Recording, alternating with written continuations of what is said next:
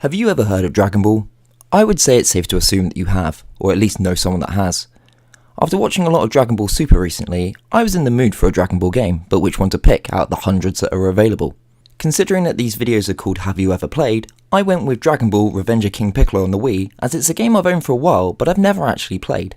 Now if you've never heard of Dragon Ball, which by itself is an impressive feat, or you know everything there is to know about it, here's a quick history lesson on the whole series. Created by industry legend Akira Toriyama in 1984 and first published in Weekly Shonen Jump, Dragon Ball's gone on to have multiple series, movies, games, and a whole host of merchandise which range from toys to t-shirts to the weirdest and wackiest things available. Dragon Ball is that widely loved that it's still referenced in popular culture items these days, from things like classic memes all the way up to things like wrestling. If you'd like to know more, there's countless other videos you could watch that will explain it in much greater detail than I can. But today, I'm here to talk about Dragon Ball Revenge of King Piccolo. The game is an action platformer beat-em-up, much like Dragon Ball Advance Adventures on Game Boy Advance, and it takes place 1 year after the initial events in the Dragon Ball series.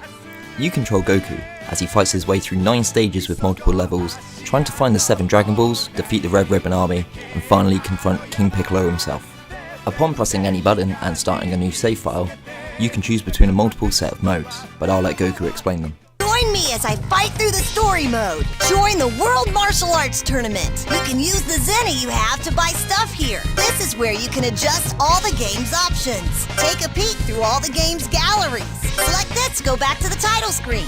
Adventure mode is where the main meat of this game lies, as you go through the main plot points of the series all the way up until the end of the King Piccolo saga, all the while acquiring Zenny, Dragon Ball's version of money, to get character models, upgrades, music, cutscenes, and voiceovers.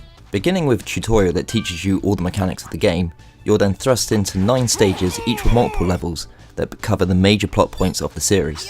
At the start of each stage is a quick synopsis, and peppered throughout the levels are in-game cutscenes and dialogue boxes which are voiced over by the original cast, which can be set to either English or Japanese.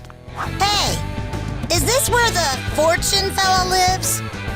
Not a fortune fella, sir. Fortune teller Baba. Goku only has a handful of moves, ranging from a combo which can end in a stunned hit, or a launcher which can then be followed up with more hits, to his Kamehameha. Other than that, you have a dodge, guard, and a counter-attack which uses up 1 key bar.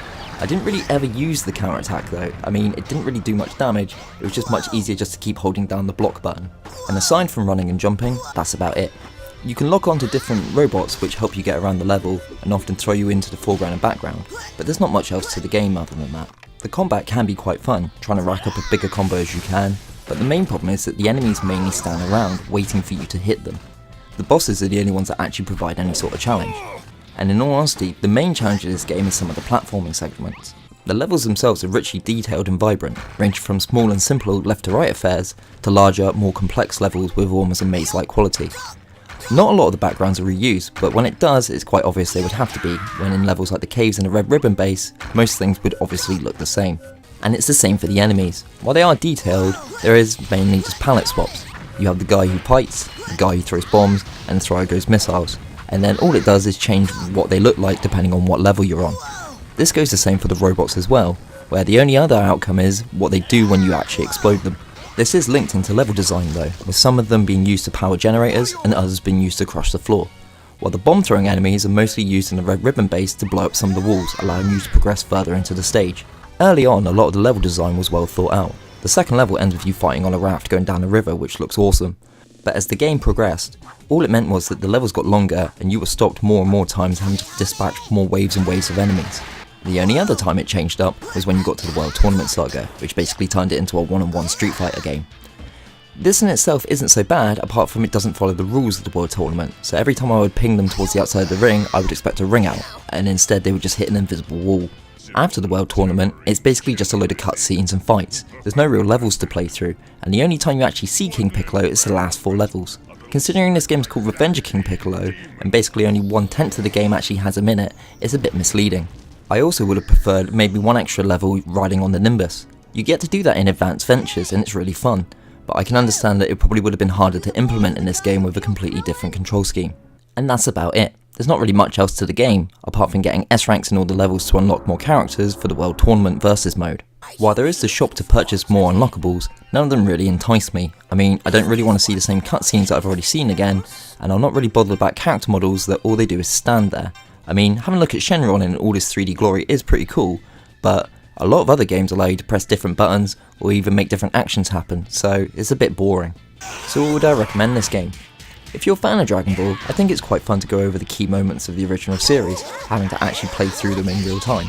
But if you're not a fan of Dragon Ball, while it is quite fun, I think the simplistic fighting nature might turn some people off. It did only take me 7.5 hours to complete the game, but that's not finding all the secrets and hidden treasures hidden throughout the levels. While the World Tournament might add some longevity to the game, especially using different characters, I'm not fussed about buying everything from the shop.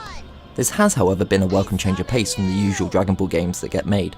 I'd say if you can find it for cheap enough, it's well worth picking up and playing through at least once. It's quite nice to go back to the simpler times of Dragon Ball, what without all of the crazy hair colours and the multiple universes. It's definitely been a fun distraction while I wait to get my hands on a copy of Xenoverse 2.